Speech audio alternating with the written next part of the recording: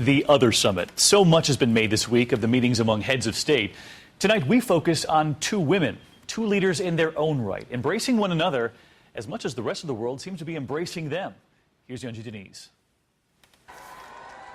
The highly anticipated meeting of the two most fashionable first ladies was sealed with a kiss. Carla Bruni Sarkozy skipped the G20 meeting in London this week, waiting to meet Michelle Obama on her own turf, and leaving many to wonder if she feared being overshadowed by the new girl on the world stage.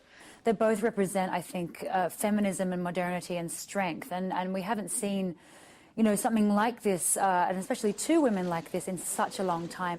Their backgrounds are night and day. Mrs. Obama grew up on the south side of Chicago, studied at Princeton and Harvard before meeting the man who would become her husband and later the president. Mrs. Sarkozy is a runway model turned singer turned first lady who wed the French president just months after his second divorce. But being married to two of the most powerful men in the world gives them a lot in common. Apparently, it's quite a sisterhood.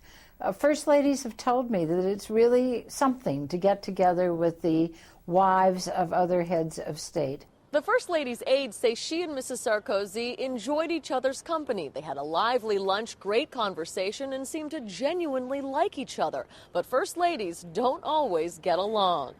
When the Reagans met the Gorbachevs, the women's relationship mirrored that of their two countries at the height of the Cold War, icy at best.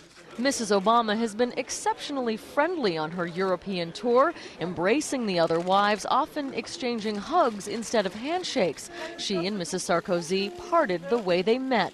Two kisses from two very closely followed first ladies. Yunji Denise, ABC News, Strasbourg.